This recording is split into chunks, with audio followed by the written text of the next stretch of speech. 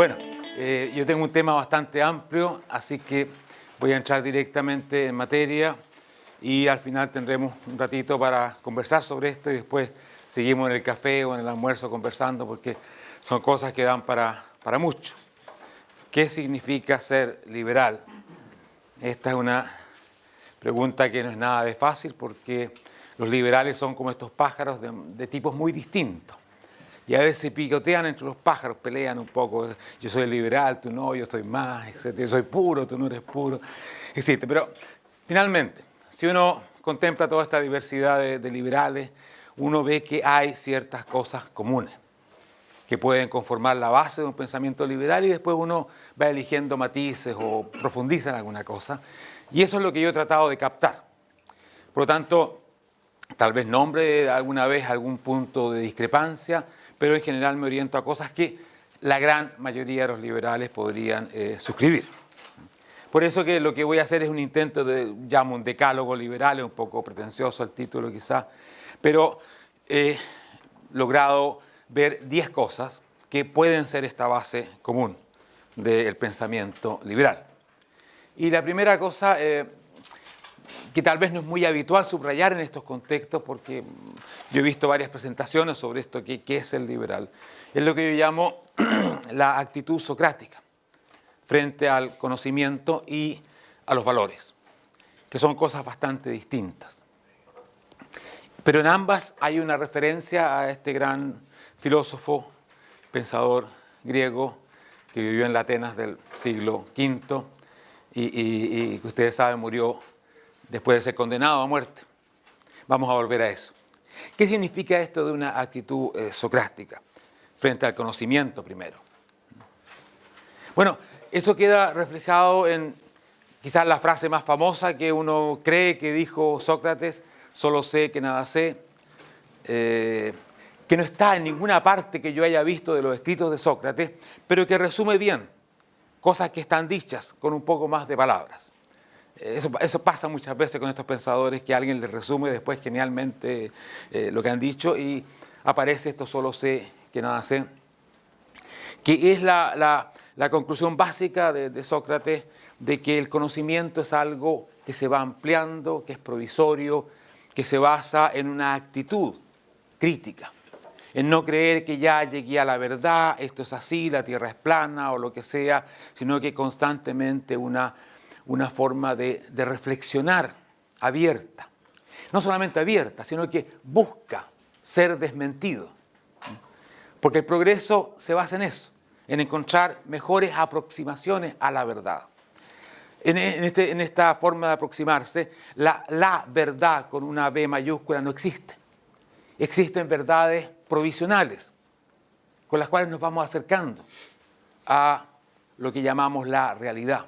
Incluso la formamos de esa forma, dando ciertas respuestas a las preguntas. Pero nunca la verdad definitiva, menos la verdad revelada, no existe eso. Y eso yo creo que es la actitud básica del liberal, de búsqueda, de apertura, siempre de duda. En ese sentido, el liberal es un tipo muy lleno de dudas, porque su forma de enfrentar el conocimiento es la antítesis de, por ejemplo, el marxismo. O las personas que creen en verdades reveladas. Aquí tengo mi libro sagrado y la cosa es así porque lo dijo la divinidad a través de un profeta, etc. O el marxismo, que tiene toda la historia revelada del pasado, del presente, del futuro, y ahí está listo todo el conocimiento. En ese sentido, cuando uno discute con personas que representan estas visiones, uno los enfrenta desde una posición de cierta inferioridad, porque ellos llegan seguros con su relato. Es así, aquí está la verdad. Además le ponen científica, etcétera, etcétera. Y el liberal dice: mira, yo tengo una respuesta a esto, pero entiendo que mañana puede ser distinta la respuesta. Y esa certidumbre e incertidumbre, lógicamente que en un contexto polémico de debate, nos crea un cierto problema. La gente a veces quiere certidumbre, quiere que le digan cómo son las cosas. No quieren que le digan sí, pero quiere que le digan sí, así es la cosa. Y eso lo hacen las doctrinas como el marxismo, o cualquiera que tenga la idea de que yo tengo una verdad, sea revelada, encontrada, etc. El liberalismo no tiene eso y no debe aspirar tampoco a eso, porque sería, creo yo, traicionar lo que es su espíritu más íntimo, que es esa búsqueda, esa crítica, esa apertura. propio de la sociedad abierta. No podría haber sociedad abierta con seres humanos que creyeran que ya la verdad está definida y encontrada. Es lo contrario. Porque la sociedad abierta se basa en el pensamiento racional, crítico, abierto. Por lo tanto, esta es la base de toda sociedad que tenga eso que llamamos la apertura, la libertad. La libertad es problematizar, cuestionar los conocimientos existentes, entre otras cosas. Por lo tanto, toda nuestra actitud desde la libertad a la sociedad abierta se basa en esta actitud frente al conocimiento. Y esa actitud nos lleva al segundo rasgo socrático que yo querría destacar, que y está muy relacionado, es la actitud crítica. O sea, no solamente pensar que el conocimiento es algo progresivo, provisional, siempre a prueba, sino que además es una actitud de cuestionamiento, de búsqueda activa, de poner en cuestión las cosas que se creen o se dicen. Y ahí, de un famoso texto que se llama La Apología de Sócrates, que está escrito por Platón muy joven, que relata el juicio a Sócrates, y etcétera. Él atribuye a Sócrates esta frase donde él dice: Atenas es como un caballo apático y yo soy un moscardón que intenta despertarlo y mantenerlo vivo, picoteándolo, molestándolo, etc. Yo creo que es una muy buena descripción de lo que un liberal debiera ser. Ese moscardón que siempre anda picoteando, cuestionando, discutiendo. Se hace un poco incómodo. Bueno, en el caso del muy incómodo. Después de todo esto fue lo que lo llevó a la muerte, picotear y molestar tanto y cuestionar tanto, que al final todos estaban, como él mismo lo dice, todos deben estar muy molestos aquí conmigo porque yo lo único que hago es ponerlos en problemas, sobre todo cuestionar las verdades esas que la gente decía. Ahora, junto con esta actitud frente al conocimiento, esta modestia, esta búsqueda, esta crítica, existe una visión opuesta respecto de los valores. Y esto tienen que distinguirlo muy bien. Una cosa es decir que la camisa o la polera de nuestro amigo es rojo, que es un enunciado de hecho que podemos discutirlo como tal. Y otra cosa es decir que algo es bueno, bello, valioso, deseable, en el sentido moral, etc. Son dos cosas completamente distintas.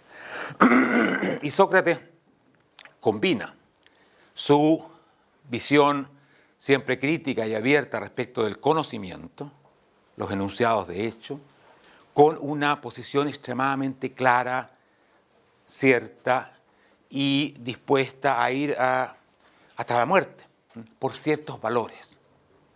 Por ejemplo, el Estado de Derecho.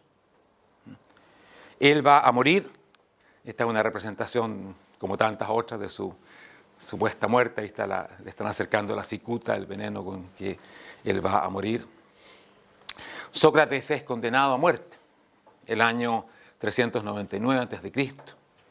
En un tribunal como eran en Atenas de ese tiempo, era una democracia directa, es algo muy especial en la historia de la humanidad, donde las funciones públicas se rotaban por sorteo, es realmente la democracia más directa que ha existido, y los tribunales tenían cientos de personas, dependiendo de la gravedad del caso, aumentaba la cantidad. Y por supuesto que ahí había un espacio para la demagogia, todo eso. El problema de la democracia directa, siempre que el espacio de la demagogia es muy grande. Y Sócrates es condenado por una serie de acusaciones que él considera incorrectas, falsas, que sus amigos lo consideran así, lo acusan de introducir nuevos dioses. Bueno, el hombre era liberal, podía introducir nuevas cosas, pero eso al nivel de las creencias podía traerle problemas y pervertir la juventud. Claro, andaba haciendo críticas todo el tiempo y eso es tremendamente perverso para la gente que quiere defender un estatus, etc. Pero el juicio y la condena es perfectamente legal. Se adapta a las reglas entonces imperantes en la democracia ateniense. Y cuando Sócrates es condenado, sus amigos le ofrecen sobornar a los guardias y sacarlo. Y él renuncia a eso.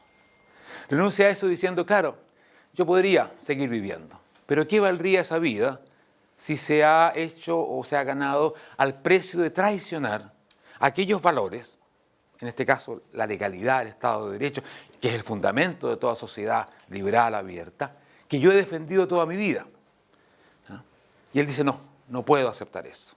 Debo aceptar la muerte, porque aceptar la vida sería traicionar eso. Es un Es un discurso, un diálogo muy emocionante, donde por lo menos lo que Platón nos transmite de este diálogo. Él se despide al final de sus amigos, les dice, nos separamos, le dice, ustedes se van a vivir, yo me voy a morir. La historia dirá qué era mejor, más o menos. Seguro que hay palabras distintas. Él asume. Él sabe que está dejando un legado.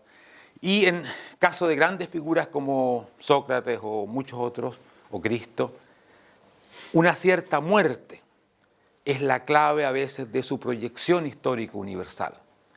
Si Platón se hubiese ido, Sócrates se hubiese ido, arrancado, fugado, probablemente sería un filósofo respetable, interesante, pero como lo conjuga con una muerte dramática, que tiene todo este aspecto de racionalidad y de lucha con sus propios valores, etc., tiene una proyección increíble. Tal como Cristo, si no hubiese muerto en la cruz, sería, sí, probablemente, no sé si seríamos cristianos siquiera, porque ese hecho, por algo tenemos la cruz ahí, esa idea del sacrificio, etc. Por tanto, lo que esto nos quiere decir, que el liberal, si bien es totalmente crítico y busca siempre el mejoramiento, el cuestionamiento de las verdades existentes, respecto de los valores, es claro, no duda, tiene una escala de valores, donde la libertad, el respeto al individuo, la integridad del individuo, son fundamentales, y ante los cuales no transige, no es un relativista, que va a decir, mira, aquí y allá, todo es bueno. Ustedes saben, el relativismo valórico dice que todo es igualmente bueno, igualmente malo. Que si en una sociedad las mujeres son de tercera clase o en fin, o se les puede maltratar a los niños, son valores, es una cultura, hay que respetar las culturas, por lo tanto, nuestra cultura frente a la otra cultura, bueno, ya, es lo que es. El liberalismo tiene elecciones muy claras y se relaciona con las llamadas culturas a partir de esas elecciones. No le da una santidad a las culturas, no respeta las culturas por ser culturas viejas, antiguas, que tengan miles de años. Cuestiona todo aquello que atenta contra esos valores fundamentales que son el respeto al individuo, a la igualdad de los individuos, a la libertad de los individuos. Y si es una cultura que tiene 10.000 años, que condena a una parte de la sociedad a la esclavitud o a ser menospreciada, etc., dice que eso no le gusta, que esa cultura hay que cambiarla, que no tiene ningún respeto por una cultura que no respete esos valores. Por lo tanto, tiene una actitud clara, crítica, y que se diferencia mucho de cierta moda que hay, de decir que, bueno, esta es la cultura occidental, esa es la oriental, y tenemos que aceptar de que son distintas y que ambas tienen derecho a existir. El liberal no está por la defensa de las culturas, sino que de los individuos y su libertad. No prioriza ningún ente colectivo, cultura, nación o lo que se quiera, para decirle al individuo tu libertad debe someterse o debe limitarse. Su punto de partida es la libertad individual y a partir de eso discute sobre culturas, etc. Así que esta es la primera cosa que quería transmitirles. Vayan anotando preguntas o cosas que tengan ahí, después las podemos volver a conversar. Los liberales tienen una profunda creencia y una serie de buenas pruebas también sobre lo que yo llamo la superioridad del orden espontáneo de la libertad. Es decir, afirman, de que en muchas circunstancias, tal vez no en todas, pero muchas, los individuos dejados libres, por supuesto que dentro de un orden común, vamos a volver a ese orden común que es la política y que el liberalismo la discute muy profundamente, pero dentro de eso, los individuos son capaces de ir formando soluciones a partir de sus elecciones libres, soluciones, respuestas a sus problemas, a sus inquietudes, que son superiores al orden que podría crear un legislador, un partido, un político, alguien que de arriba a abajo dice cómo se hacen las cosas. Esta es la afirmación o la creencia más complicada del liberalismo, porque va contra lo que pensamos simplemente. Nosotros generalmente pensamos que el orden hay que hacerlo. Si vamos a hacer algo, alguien tiene que venir y decir, ya, hagámoslo así nosotros mismos. Creemos que sin un orden la sociedad se desbandaría, nos comeríamos unos a otros, habrían cosas terribles. La necesidad del orden, del rey, del caudillo, del patriarca, del padre, en la familia, lo que sea, es una cosa que la humanidad la viene afirmando y creyendo a pie juntilla de mucho tiempo. Pero los liberales piensan que el asunto es distinto.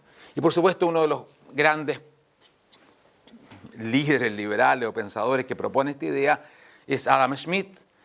Ustedes saben cuál es la metáfora más conocida de la riqueza de las naciones, que es ¿cuál? La mano invisible. Que es la peor de las metáforas posibles porque dice exactamente lo contrario de lo que Smith quería decir. Es un caso fascinante de una metáfora que no hay, en la ciencia económica. No hay metáfora más fantástica que esta. Si ustedes ponen mano invisible en internet, van a ver lo que aparece. Aparece una serie de manos siniestras, invisibles, que están manipulando el mundo, la sociedad, la mano del imperialismo, de quien sea. Y la verdad es que este hombre no creía que habían manos ni visibles ni invisibles. O sea, no había ningún ente ordenador oculto o manifiesto. Pero bueno, las metáforas tienen su vida. El Adam Smith le gustaba esta metáfora, la había usado ya en un libro anterior sobre los sentimientos morales. Bonita la metáfora, pero lo que quería decir era lo contrario, que no existe el ordenador. O mejor dicho, que los mejores resultados, porque puede existir, claro, el orden feudal, monárquico, el mercantilismo trataba de ordenar la relación económica, por ejemplo. Pero él dice, hay una solución superior, más productiva, más eficiente, que es dejar que la gente busque su interés de una manera que lo obligue a pensar en el interés del otro. Esa es toda su gran propuesta. Cuando dice que no vamos a comprar producto, etcétera, o cuando vamos a comprarlo, usa que era un carnicero, un cervecero, no sé, no le pedimos que nos haga un favor. Le pedimos que piense en su interés, en ganar. Pero él tiene que pensar en mi interés para venderme. Por lo tanto, un orden que se basa en la voluntariedad de las transacciones obliga a las dos partes a afirmar el interés del otro. Y dice, cuando eso se produce, cuando quitamos las regulaciones, los monopolios, todo aquello que nos obliga a una determinada conducta económica y dejamos que la gente se adecúe a buscar el máximo de beneficio, pero a través de conquistar el máximo de clientes, de personas que quieran tu servicio, estamos buscando un orden que va a ser superior a cualquier designio que de arriba se imponga. Ahora, el que elaboró quizás la mejor expresión de esto es Hayek, que es el hombre que trabaja con el orden espontáneo. Y ya la pura expresión orden espontáneo nos resulta rara, como orden espontáneo. ¿Cómo puede existir? Si el orden tiene que ser dictado, no puede ser espontáneo. Bueno, la idea es que el orden puede ser espontáneo. Más aún que los órdenes espontáneos son superiores, y son superiores en varios sentidos según el pensamiento liberal, que son sentidos distintos. Primero, valóricamente. Y esto tiene que ver con el punto anterior. Tenemos una escala de valores en que la libertad, la autonomía personal, es el valor fundamental. No el único, pero sí aquel que ordena el resto de los valores. Por lo tanto, un orden basado en la autonomía personal es para un liberal valóricamente superior. Y lo sería independientemente de su eficiencia. Más productivo, menos productivo, que es otro problema. Está en otro nivel de problemas. Simplemente esto es que hemos elegido algo. Hemos elegido que lo más importante es esa autonomía personal. Pero además los liberales se han esforzado en demostrar, y lo han hecho bastante bien en general, que hay una superioridad de un tipo factual a nivel del conocimiento. Ya no son postulados de valores, que nos gusta, no nos gusta, que es bueno, sino que efectivamente produce algo. Y eso en dos sentidos. El menos observado es, y que Hayek lo destaca muchísimo, es la superioridad adaptativa. Hayek es un pensador evolucionista. Toda su teoría es que la evolución espontánea de la humanidad va seleccionando lo que sirve y descartando lo que no sirve. Y en esa concepción, el orden de la libertad tiene la mayor capacidad adaptativa por una cosa relativamente simple, porque permite que todos, personas libres, y después vendría una discusión, tienen recursos, conocimientos, etc., pero supongamos que los tienen, damos la libertad de experimentar, de usar su libertad. Ante un problema que se produce, suponte, qué sé yo, sequía, hambruna o lo que sea, no decimos, señor Comité Central, ¿qué hacemos? O señores fantásticos ingenieros, también lo haremos. Pero además decimos, porque no cerramos la cancha del juego, y cualquiera que se le ocurra algo, que lo pruebe, y que lo lleve al mercado, y que lo ofrezca, y veamos qué pasa. Entonces, si yo tengo un ente creador, o unos pocos sabios creadores, esos sabios creadores, por más que tengan conocimiento y todo lo que quieran, son inferiores a una multitud de mentes creativas que van recogiendo los conocimientos dispersos que existen. Pensamiento muy central en Hayek. Cada uno conoce algo que es único, porque somos únicos. Y a través de eso incorpora a la búsqueda de las respuestas ese elemento de conocimiento que nadie puede centralizar. Imagínense lo que sería centralizar el conocimiento que ustedes tienen. Yo, Mauricio, voy a centralizarlo. Es que para centralizarlo tengo que reducirlo a algo muy simple y pierdo la diversidad, la riqueza que está en ustedes. Lo que se dice es que esa riqueza es la capacidad de crear respuestas insólitas, fuera de lo que se había pensado. Y por eso hay que tener libertad, porque implica además cuestionar lo que existe. Piensen ustedes en Internet, en esta maravilla que tenemos. Es un orden espontáneo. Nadie lo administra, no hay un comité central que dice vamos a tener tales palabras, tales entradas, etcétera. O cuando alguien quiera discutir los perros rabiosos, va a decir esto, o llamamos a un experto en perros rabiosos, díganos qué son los perros rabiosos. A ti se te puede ocurrir, a cualquiera se nos puede ocurrir. Inventamos cosas nuevas, las ponemos, y esto va creciendo de una forma caótica, pero a la vez que va respondiendo a cosas que a nadie, a ningún comité central se le podría haber ocurrido. Porque a lo mejor tu problema o lo que tú quieres es saber sobre cualquier cosa extrañísima que en tu vida es importante, pero que a lo mejor en muchas vidas es importante, pero que otros no han observado. Y tú lanzas algo. Y va a haber una comunidad enorme de gente que está justo pensando en eso. Mira qué raro. Y te va a decir, mira, sí, asá, qué sé yo, los perros rabiosos se tratan así, lo que tú quieras tratar. Así que todos los días estamos usando un extraordinario orden espontáneo. Y por supuesto que dictaduras como la de China y otras tienen mucho problema con esto y quieren tratar de controlar este orden espontáneo. Porque es subversivo, lógicamente. Porque tal como podemos hablar de perros rabiosos, podemos hablar de dictaduras y miles de cosas. Por lo tanto, frente a los nuevos desafíos, la libertad nos da la mejor posibilidad de encontrar una buena respuesta que se irá seleccionando de acuerdo a su capacidad de servir los intereses de una multitud de gente. Y eso, yo creo que esto es absolutamente razonable y claro, tiene una superioridad frente a los órdenes decididos desde arriba, que siempre tienen que achatar, simplificar y reducir el conocimiento, y las respuestas también. Hay situaciones en que no es así, y Hayek lo menciona muy bien, puede haber un momento, una guerra, una movilización de un ejército, donde evidentemente que en ese momento un orden espontáneo sería una catástrofe. Por lo tanto, no es un dogma esta cuestión, es algo que se refiere a cosas concretas, donde en general esto es la respuesta correcta. Y finalmente, que es lo habitualmente más conocido, se dice que este tipo de órdenes voluntarios, basados en la competencia, son también más eficientes. Estas dos cosas son diferentes. Una cosa es ser eficiente en producir, por ejemplo, un servicio que ya existe o dentro del marco de lo existente, y otra cosa es encontrar algo nuevo para responder a una nueva necesidad. Este es fundamentalmente un problema de eficiencia, este es un problema de adaptación a situaciones nuevas. Están relacionados, pero no son exactamente lo mismo. Y este es el argumento más conocido, basado en toda la evidencia de lo que es la economía de mercado, el capitalismo y su enorme capacidad, justamente porque hay competencia y voluntariedad de ir respondiendo mejor, más eficientemente o con cosas nuevas también, a los desafíos que existen.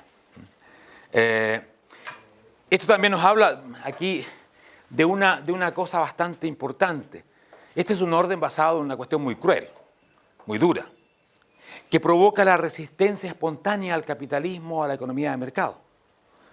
Porque en general el capitalismo no tiene muy buena fama o la gente no lo ama, todo lo contrario. Ya decir capitalismo produce una malo, no sé, bueno, ustedes lo saben, ustedes se mueven en un ambiente anticapitalista muy notorio.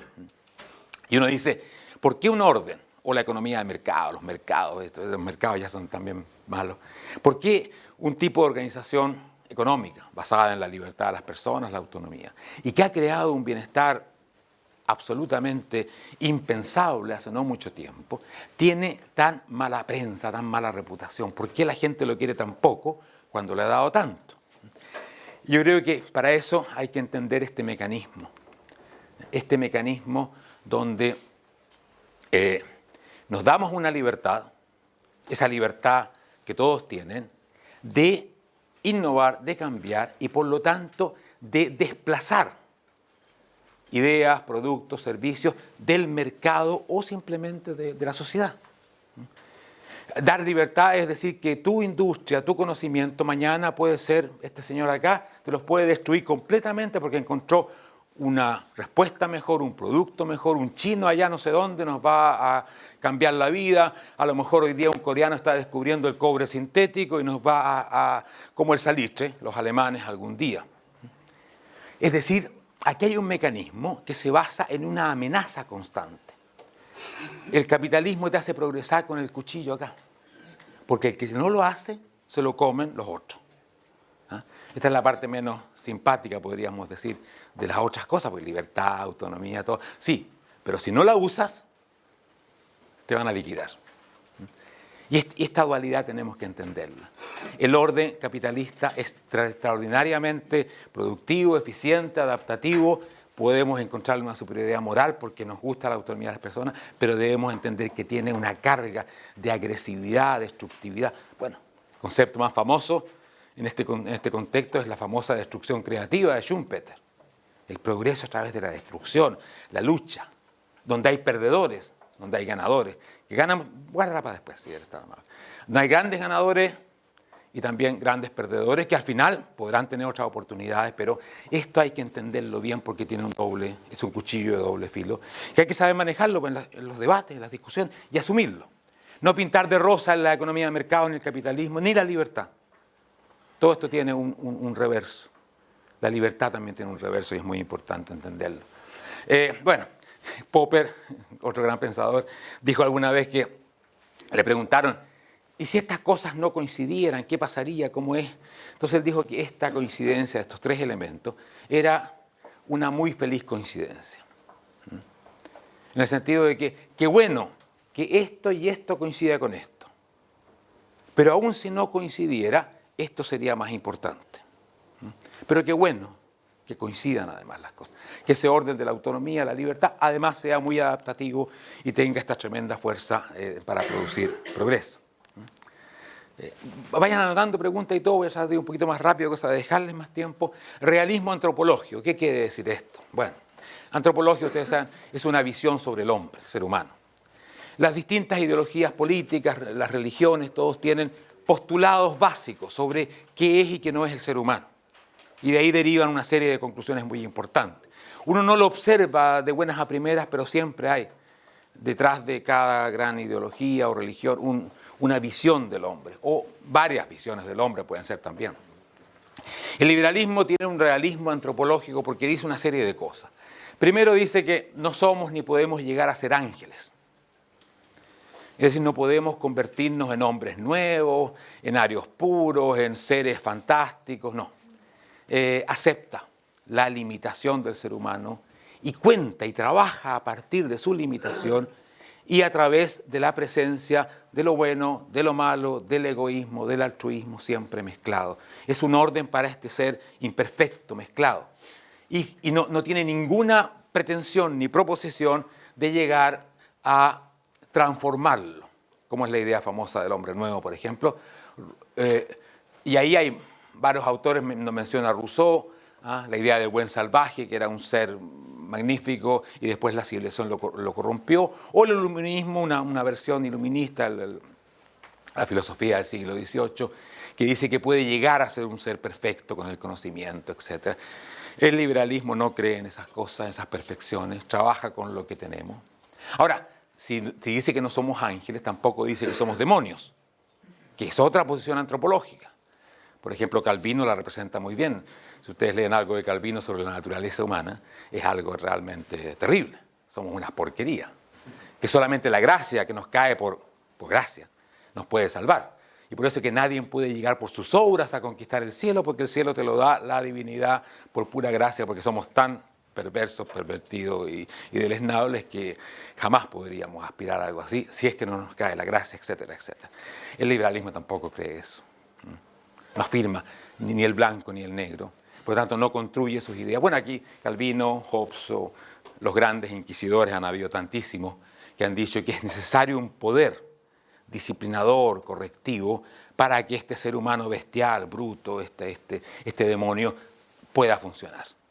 Eso es muy, muy, muy común. Tampoco los liberales piensan que el ser humano es un lienzo en blanco. Pongo a Platón, que es el autor de esta metáfora. Es decir, algo que o no tiene nada o podemos limpiarlo de su historia. Reducirlo a un lienzo en blanco en el cual podemos plasmar una utopía, una imagen del ser humano. Esto del lienzo y limpiar el lienzo ha sido una pretensión constante de las grandes dictaduras. La Revolución Cultural China. ¿Cuál fue el propósito? Limpiar toda herencia del pasado que contaminaba a ese ser que iba a formar el hombre comunista del mañana, el ser nuevo del mañana. Y se elimina todo, incluso saber tocar el piano ya era un delito. Ahí se lo manda al campo al que sabía tocar el piano para que se olvidara de esas cosas y partiera de cero. La tabla rasa en la cual el partido iba a pintar la utopía.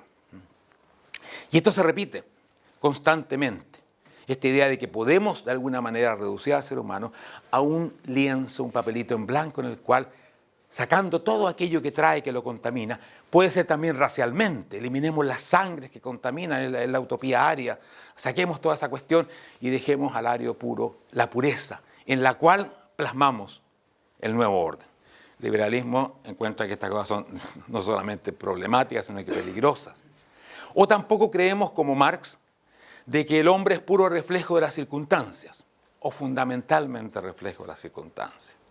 Por lo tanto, Marx tiene frases muy célebres: si tenemos tales condiciones económicas, tenemos tal tipo de hombre. Si tenemos tal cosa, tenemos tal tipo de hombre. O sea, el hombre es como una especie de espejo que refleja condiciones económicas, sociales. Y si creamos condiciones económicas ideales, comunistas, etc., el hombre va a reflejar también eso y se va a transformar en un ser comunista, altruista, lo que ustedes quieran. Nada de esto es parte del pensamiento liberal. Bueno, ahí está Platón para lo último. Sino que el liberalismo, como les decía, es una doctrina del ser humano tal cual es, que parte de la imposibilidad de eliminar el mal, sino que trata de elaborar con la contención del mal, limitarlo, Estado de Derecho, cultura de la libertad, del respeto, que son la esencia del liberalismo. No es más que un fuerte mensaje que trata de contener nuestra capacidad de agredirnos unos a otros. Y, por supuesto, incentivar el bien. Con incentivos del orden espontáneo económico es una forma de incentivar el bien, porque tenemos que pensar en otro para vender nuestros productos. Así que hay una visión antropológica muy realista, muy aterrizada. Esto nos pone también en una desventaja discursiva. Porque cuando viene el profeta del hombre nuevo, o lo que sea, la juventud guevarista, como se llaman hoy día, y nos dice que vamos a transformar y construir X o Z cosas, nosotros ¿qué le decimos? No, nosotros somos así como somos y vamos a seguir siendo así, perfectos, y todo que nos duelen las uñas y de repente, todas estas cosas que el ser humano es, y no aspiramos a otra cosa. Entonces, claro, frente a un auditorio que ojalá quiera encantarse de la idea de que vamos a hacer una cosa muy distinta en el futuro, tenemos un problema. Nuestro producto no es de lo más, digamos, atractivo en ese sentido, pero es lo que tenemos y es lo que una larga historia nos ha enseñado que debemos ser capaces de defender. Bueno, por eso mismo que el liberalismo tiene una visión fundamentalmente antiutópica. No cree en utopías, sociedades perfectas. Cree en poder perfeccionar lo que tenemos, pero no en llegar a la sociedad perfecta, ni al hombre nuevo, ni nada por el estilo. A la vez que el liberalismo, son dos aspectos, más es optimista, a pesar de no tener una utopía, y es rebelde, voy a volver a eso. Bueno, lo primero es que el liberalismo se opone radicalmente a la idea del paraíso terrenal, con todo lo que eso implica. Bueno, limpiar el lienzo, el hombre nuevo. Esta es una imagen del calendario racial del partido nazi del año 38, creo, en 1938, y el título es El nuevo pueblo, Neues Volk. En el comunismo tenemos las mismas imágenes, el hombre soviético, el futuro, lo que viene, ese paraíso. Esos son hombres de un paraíso, además que son hombres de una fortaleza, belleza, todo, frente a la cual todos nosotros quedamos chicos. Y eso es muy importante, ese mecanismo, porque los hombres reales frente a estos hombres idealizados del futuro son tan pequeños e imperfectos, es que podemos corregirlos, disciplinarlos, encarcelarlos y por último exterminarlos si no sirven, por la raza o por lo que sea. O sea, esta idea del hombre nuevo, del hombre ario, o lo que sea, es una idea terriblemente peligrosa, porque nos mueve a una especie de genocidio. Tenemos que exterminar el hombre defectuoso como existe, o sea, nosotros, para crear el hombre perfecto del mañana. Por eso cuando se enfrenten con la juventud guevarista ya saben con qué se enfrentan. Es una propuesta realmente genocida en el sentido más literal de la palabra. Se basa en la destrucción de nosotros, con nuestras imperfecciones, a nombre de una utopía. Todo esto es uno de los puntos más importantes de conflicto del liberalismo. Yo la respuesta liberal la asocio mucho a este gran pensador que se llama Albert Camus, y un libro muy importante, no fácil de lectura, que se llama El hombre rebelde. Yo todavía estoy tratando de entenderlo, creo que ha avanzado un 40%, algo así, y eso es bueno. Los clásicos son libros, así que se permiten que uno los vaya leyendo constantemente y uno vaya descubriendo nuevas cosas. Si uno lee un libro y dijo, ya entendí todo después de una lectura, ese no es un clásico. Tenía muy poco que decirnos, muy poco profundo. Bueno, este hombre aquí dice, para ser hombre, para ser lo que somos, hay que negarse a ser Dios. ¿Qué quiere decir con esto? Hay que negarse al sueño delirante de reinventar la naturaleza humana, o reinventar, crear un orden paradisíaco, todo aquello que es propio del pensamiento utópico. Para ser seres humanos y poder vivir con nuestra humanidad, tenemos que acomodar nuestras pretensiones a la escala humana. Porque cada vez que nos saltamos de esa escala y nos ponemos en la escala del paraíso, de la perfección, terminamos reprimiendo a los seres humanos, porque son imperfectos, y muy imperfectos frente a ese orden fantástico. Por lo tanto, hay que diferenciar dos ideas muy importantes. Lo perfectible. Toda realidad es perfectible. Nosotros también. Y eso es importante para un liberal. Sin embargo, el liberal no cree en lo perfecto. Y son dos conceptos muy, muy distintos. Lo perfecto, lo perfectible. Lo perfectible incluye también una idea de que cada mejoramiento que hacemos puede traer un problema. O sea, es perfectible siempre relativamente. No hay soluciones definitivas para los problemas, ni tampoco soluciones que sean puramente buenas. Siempre hay una pérdida, siempre hay un avance y un retroceso. Por lo tanto, esto de lo perfectible contra lo perfecto es muy importante. Y lo que es también muy importante es que el liberal debe ser rebelde. Justamente porque cree en lo perfectible, porque cree que se puede mejorar.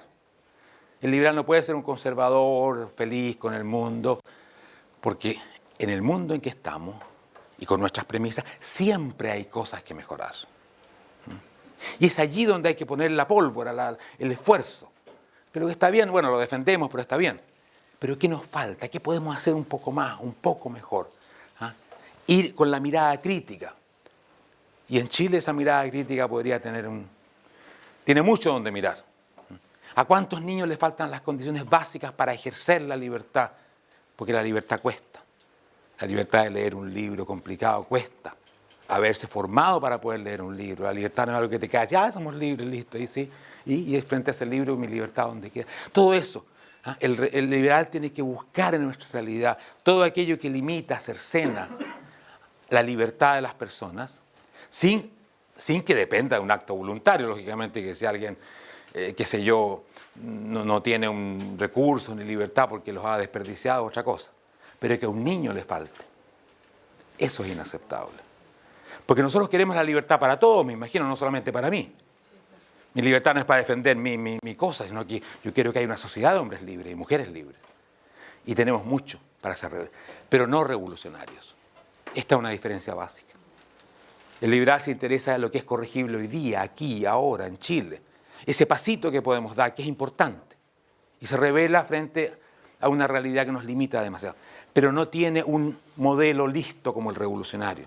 La utopía que quiere implantar. Por eso que el revolucionario es refundacional. Quiere borrar esto y ¡pum!, poner su utopía.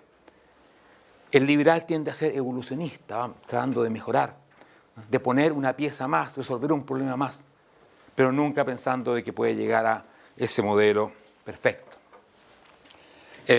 Bueno, concepción humanista y abierta de la historia. Los liberales dicen que el hombre es el creador de su historia y que tienen que asumir la responsabilidad.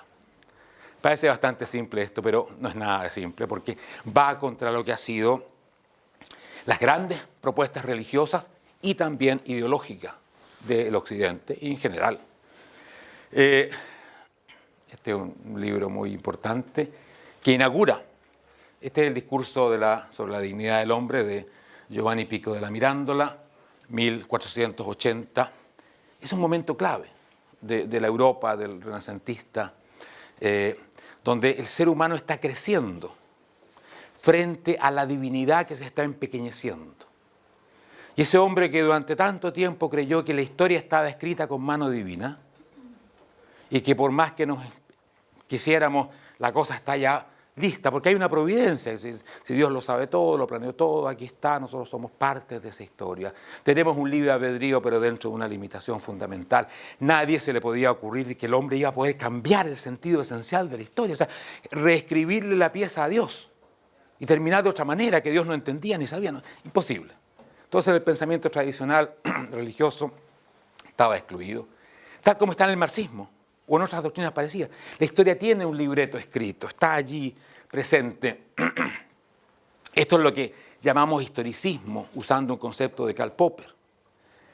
Todo tipo de planteamiento que cree que la historia está en lo fundamental escrita y que somos simplemente actores de un momento de ese libreto histórico, ya sea del jardín del Edén al paraíso futuro, ya sea del comunismo primitivo al comunismo futuro, donde quieran, pero hay una fuerza, las fuerzas productivas en Marx, la divina providencia en la concepción religiosa, que nos orienta, que nos lleva, que sabe, que está.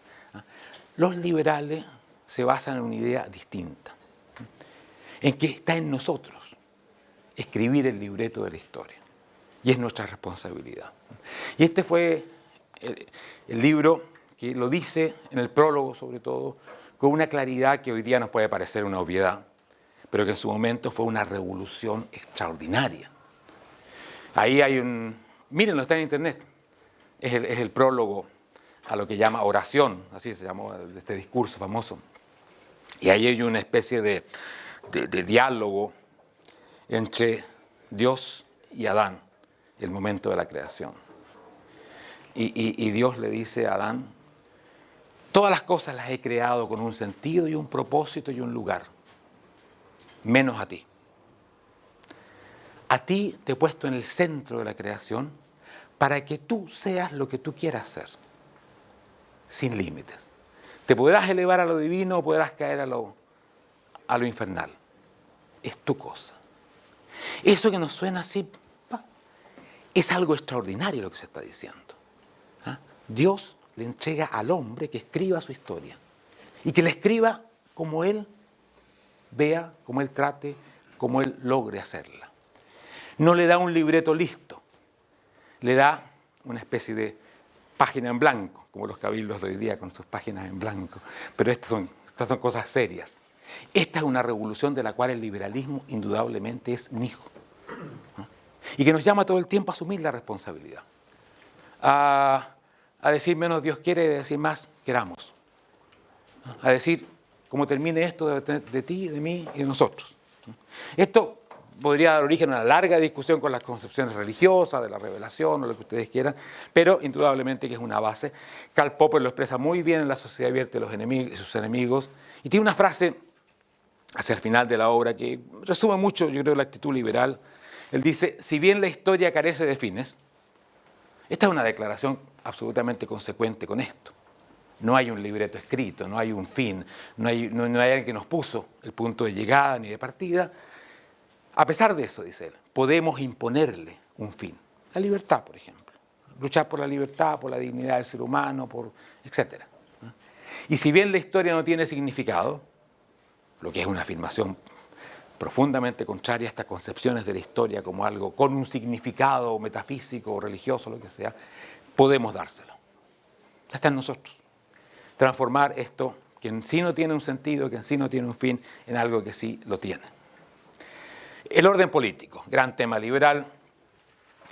¿Para qué sirve? ¿Por qué existe? ¿Qué queremos del orden político? El Estado, pero no solamente el Estado, el orden político es más que el Estado. Y aquí puse dos palabras porque aquí hay un conflicto muy importante al cual no voy a entrar, pero podemos discutir después, entre dos concepciones liberales. Una que dice que el orden político existe fundamentalmente para proteger la libertad, y otros que dicen que además debe promoverla. Son dos afirmaciones muy distintas.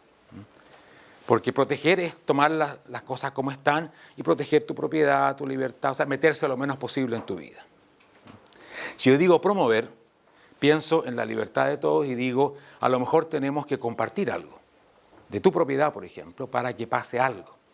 O sea, estas dos palabras abren los caminos de dos concepciones liberales, una que se ha asociado con lo que se llama libertad negativa, no se metan conmigo, que el Estado no se meta, y la idea de la libertad positiva, sí, hay que meterse a veces para que esta sociedad le dé libertad a todos. Lo dejo mencionado porque es un tema, ustedes seguramente ya lo conocen de alguna manera, muy, muy central.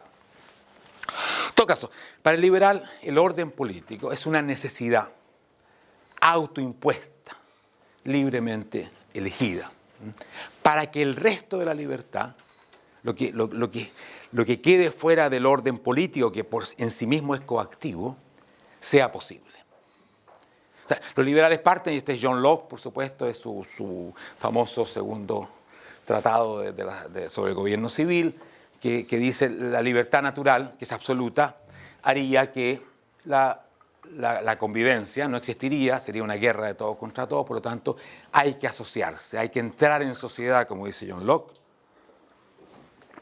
Y eso implica entregar una parte de mi libertad, por ejemplo, el uso de la violencia, juzgar por mí mismo los conflictos con otro ser humano, para que podamos funcionar. Y por eso que John Locke escribe, donde no hay ley, no hay libertad. Frase que nos parece, ¿por qué no? Pero ley significa coacción. La ley no es una cosa que podamos, no me gusta, no la elijo, no la sigo, no. La ley nos ata. Fíjense el contenido, cambien la palabra. Donde no hay coacción, no hay libertad. Es interesante como contradicción en sí misma. Es la contradicción que el liberalismo tiene con el orden político.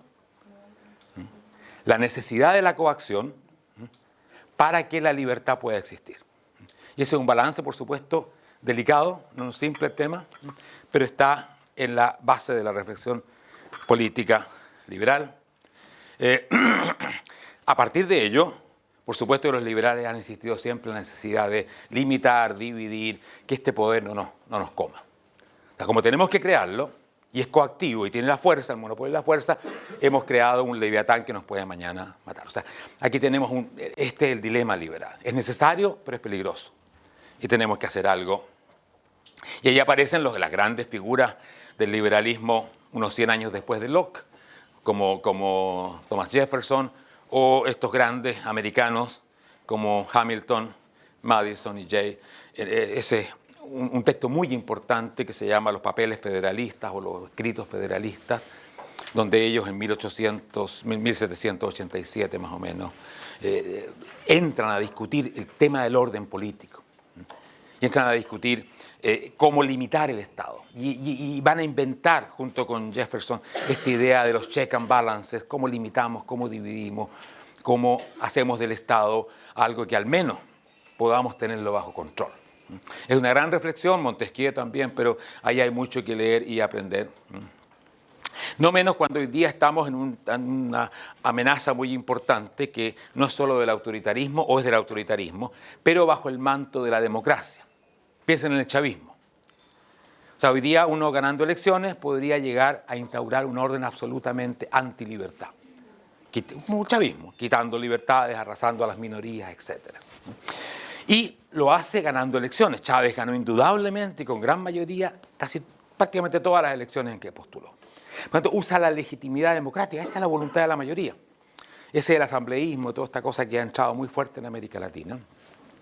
Y necesitamos, por lo tanto, una discusión de cómo el poder, cualquier poder, también el democrático, debe limitarse.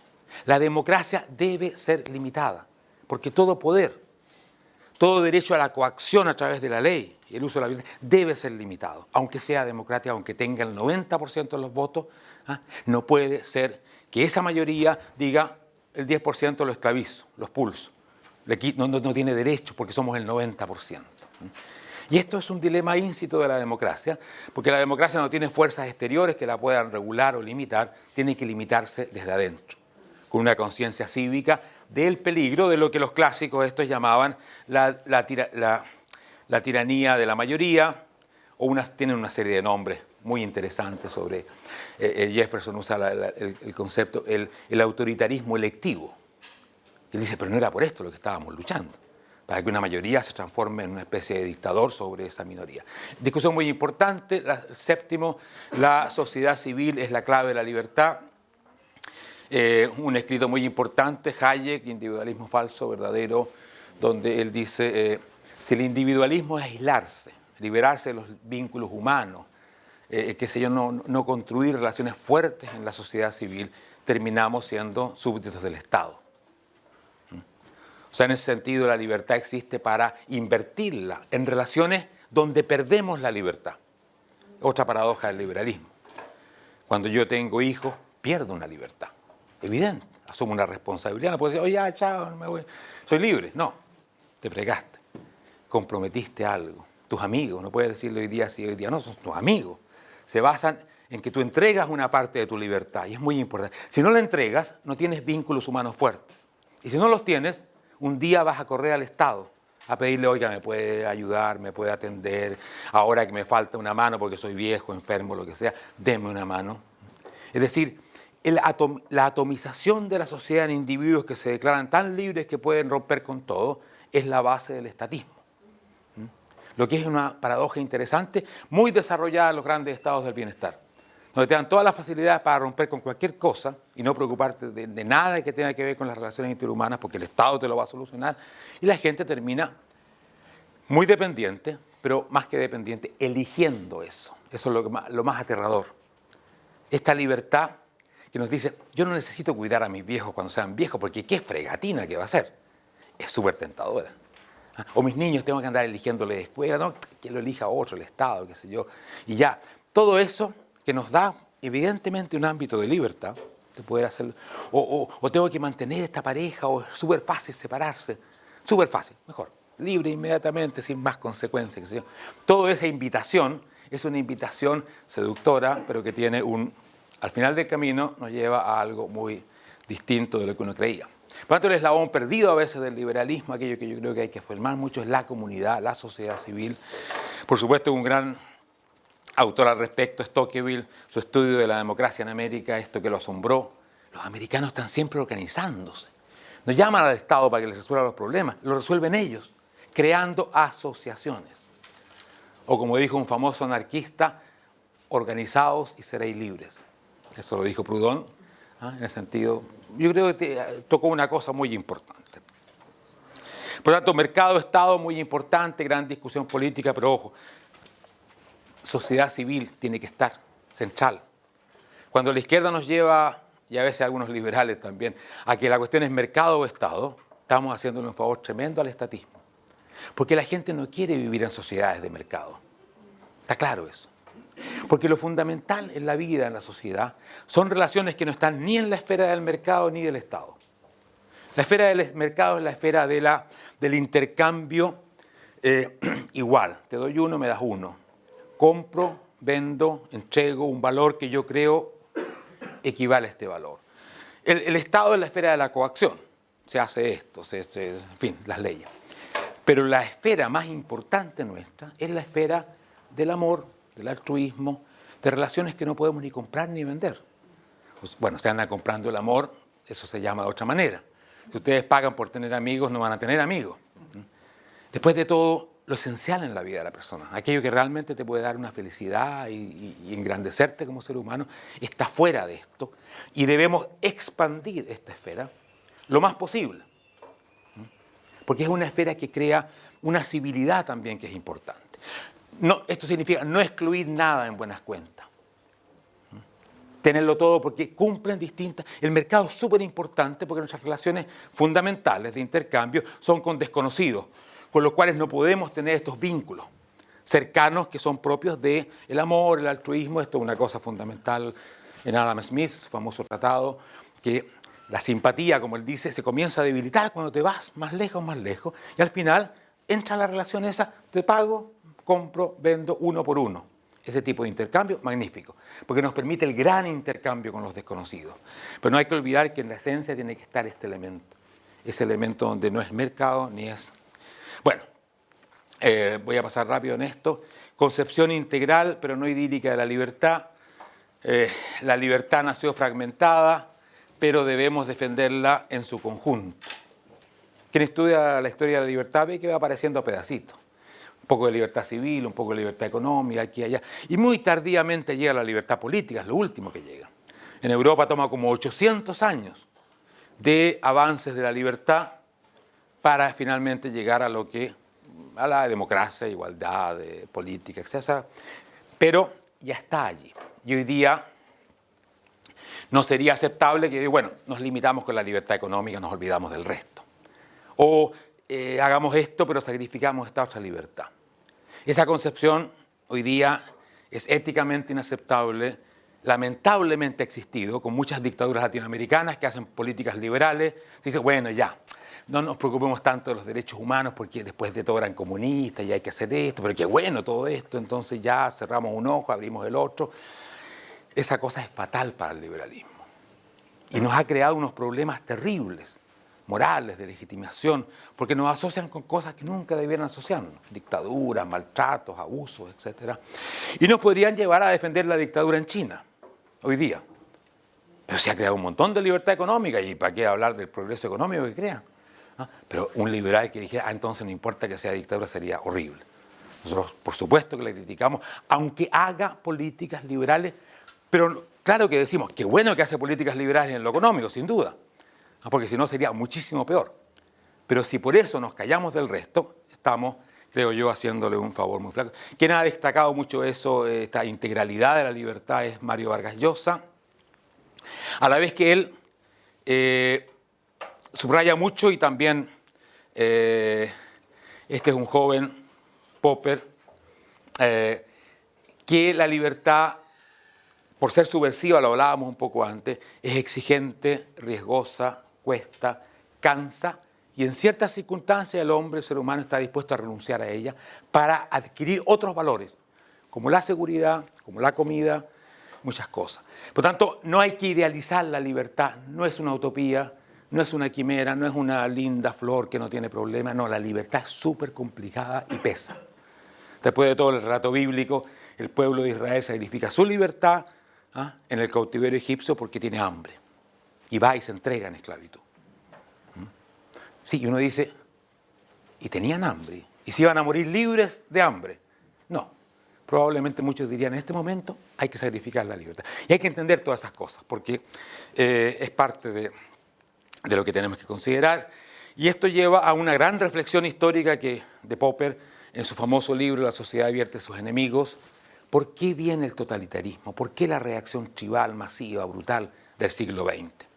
Y él lo asocia justamente con los riesgos, la incertidumbre, el desorden que la libertad puede implicar, que en ciertas circunstancias hacen que los seres humanos busquen los caudillos, la seguridad, el orden. Y eso está en la base de muchos de estos grandes regímenes autoritarios. La búsqueda del orden frente a algo que desborda al ser humano, o que piensen ustedes en la crisis de los años 30 y la llegada del nazismo al poder en Alemania. Es una situación donde lo único que la mayoría pide es un orden, y un caudillo, y un sentimiento de comunidad, muy importante, porque no es puro orden, es el orden dentro de una comunidad prometida. Al fin vamos a ser parte de una familia, vamos a estar protegidos, tendremos a alguien que nos proteja. Y eso, bueno, se da y se seguirá dando. Noveno, bueno, esto se habla mucho en nuestro ámbito, el combate cultural, la idea de que no por ser eficiente y económicamente fantástico un orden como el que hemos tenido en Chile, eso le va a dar una legitimidad, una popularidad. Puede ser al revés, y lo hemos visto con sorpresa en Chile. Después de un progreso extraordinario, la generación de jóvenes chilenos que nació directamente después de la dictadura, que ha vivido el mejor Chile de su historia de lejos, es la que el 2011 irrumpe en política y se canaliza su inquietud hacia un cuestionamiento total de aquello que le hizo posible la mejor vida que los chilenos han tenido. Es una paradoja que hay que tratar de entender, porque muchos creían que como las cosas iban mejor y el autito era un poquito mejor y la vacación un poquito más larga, la gente iba a estar agradecida y contenta. Y de repente parece que fue al revés. Eso le llaman malestar del éxito, una especie de insatisfacción que es importante comprender. La cultura es clave, como vemos las cosas. No hay una cosa en sí que esté allí. Y por eso es que yo meto a Kant aquí, bueno, es un poco una exageración, este hombre que dijo que no podíamos conocer la cosa en sí, que siempre vemos a través del cristal humano, nuestros a priori o lo que sea. Así es. La realidad se forma, no está. Y esto podríamos llevarlo al punto primero, el postulado esencial. La verdad no está allí para llegar a tomarla y mostrarla. La verdad la vamos construyendo, nos vamos aproximando a través de miradas. Y si no disputamos esa mirada, de pronto, como yo me encuentro a veces con jóvenes acá, que me dicen que el Chile que vivimos hoy día es casi el peor de su historia. Y me lo dicen con seriedad. O que la globalización ha sido el desastre más grande que la humanidad. Yo le digo, oye, pero mira, si no hay una cifra que podría ni de cerca validar lo que tú dices, no importa. Porque hay un cristal. Y ese cristal lo han puesto otros, ahí no hemos tenido nada que decir. Por eso nos pasó el 2011 y nos pasarán muchas más cosas si no estamos allí. Bueno, Gramsci, ustedes saben que es un héroe de la izquierda, de la derecha y de todo el mundo, especialmente en Chile. El hombre tenía su punto, hablando de esto de la hegemonía cultural, lo importante del imaginario, del sentido común, etc. Bueno, y la batalla de las ideas, la importancia de los intelectuales liberales, cosa que a veces el mundo liberal o el mundo económico también lo ve como una cosa media superflua. Artistas o intelectuales, ¿para qué sirve esa gente? Esa gente sirve para que los otros no pierdan su negocio mañana, entre otras cosas. Porque cuando no está esa gente, pierden su negocio. ¿Por qué? Porque el negocio va a depender de que la gente, la mayoría, tenga una visión de un tipo u otro. Y si no hay gente para crear esa visión, en el sentido intelectual, pero también en el sentido artístico, cultural, musical, todo ello, la batalla va a ser. Finalmente, muy corto, el fin no justifica los medios. Esta es la tentación de Maquiavelo, que está en todos los órdenes totalitarios, etc., pero también ha estado en el liberalismo presente. Que bueno, como esto va a conducir a más libertad, se puede sacrificar los derechos humanos, esto. Estamos en una guerra, entonces hay que matar al otro, hay que torturarlo, porque bueno, después de todo, etc. Han habido muchas justificaciones de ese tipo. Yo creo que son muy perjudiciales. El mal menor es una discusión muy parecida. Algunos dicen, bueno, en la guerra mundial había que destruir las ciudades alemanas porque era la forma de ganar la guerra, qué sé yo. Yo tengo un gran cuestionamiento de eso. Creo que se hicieron brutalidades muy grandes. Pero en todo caso, sea lo que sea, el mal no puede ser convertido en bien porque nos sirva. Debemos decir, este es un mal. Bombardear una ciudad, matar niños, mujeres es un mal absoluto, que a lo mejor tenemos que usarlo. Puede ser en un caso extremo, discutámoslo, pero nunca lo transformemos en un bien porque nos ayudó a ganar una guerra, o una dictadura en una buena cosa porque nos ayudó a, etcétera, etcétera. Por lo tanto, una discusión ética importante. Ese es un libro que se llama justamente El mal menor, que dice, defiende esta idea de que para derrotar al mal hay que adoptar elementos del mal. ¿Ah? Esta es la idea. Pero el problema es que si los adoptamos no vamos a crear nunca una sociedad liberal. Crearemos cualquier cosa. Pero si nos entregamos al uso de medios que sean de este tipo, vamos a terminar construyendo una sociedad que no tiene nada de liberal ni de este tipo. Y yo pienso, y con esto voy a concluir, que el liberalismo es en realidad la doctrina de los medios, de lo que usamos en la política, en las relaciones humanas, etc. Más allá de una utopía que puede haber que el liberalismo no tiene, el liberalismo se construye aquí y ahora, creando relaciones de respeto, de apertura, todo aquello que caracteriza a la sociedad abierta. Es aquí donde se juega la suerte del liberalismo, la apertura mental también, etc. No en un mañana que vayamos a conseguir a través de diversos medios, algunos de los cuales pueden ser muy cuestionables, sino que aquí y ahora. Y ahí se contrapone completamente con las doctrinas finalistas, marxismo, como ustedes quieran llamarle, islamismo, nazismo, que dicen que hay un fin, que es el que subordina nuestro criterio moral. El liberal dice, no, está subordinado al aquí y a la ahora. Aquí debemos ser morales. Y la inmoralidad de un acto aquí no se justifica por la supuesta bondad del fin que queramos alcanzar.